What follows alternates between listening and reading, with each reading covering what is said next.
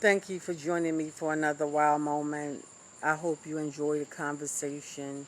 I'm on my way back from East Lansdowne, heading home. Actually, once I cross the street, I'll actually be in Upper Darby. Isn't it amazing how the division lines, I can't recall at this moment what those lines are called, but the division lines just crossing from one side of the street to the other put you in another township, and you can see the difference too. It's amazing.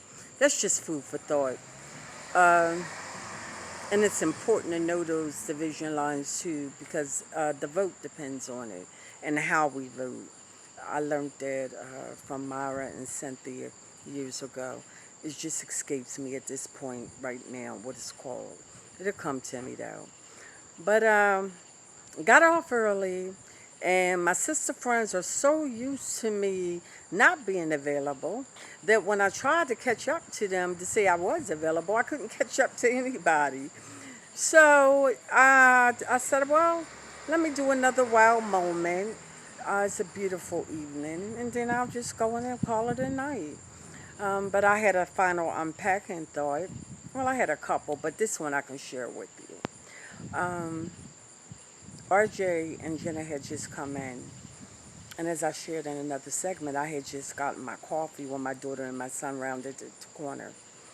So I had the kids sitting at the table, and they were gonna watch Barney while I made breakfast. I did my affirmations and my prayers. Well, when I came back in the room, they hand them their plate. Jenna says to me, she said, "Mom, Papa broke the toy." And I said, broke what toy? Well, Archie had thrown his green whistle on the floor, and it got stuck in the screen door. So when my husband went to go open the door, it broke the whistle. Well, we thought it did. It actually didn't. Once I looked at it, it just jammed the door. So I said, "Babe, you broke his toy." He said, "Don't start that with me, Lorraine."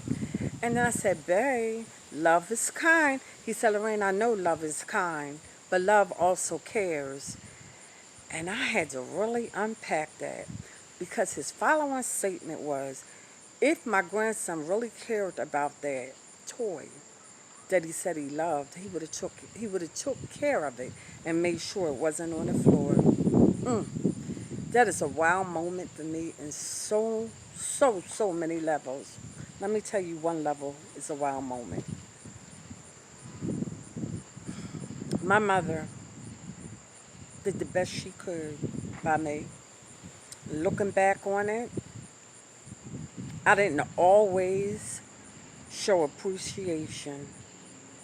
I followed a stranger's voice, and that stranger's voice led me into places I would never have tread had I listened to the loving, caring, kind voice of my mother trying to lead and guide me in my ways. Because, you see, I was her investment, and she cared and loved me. And I cast that to the side for a stranger's voice. Well, that's another segment. That's not this segment. I don't know if I'm big enough for that segment yet. But long story short, love does care. And you know what I taught my grandchildren today?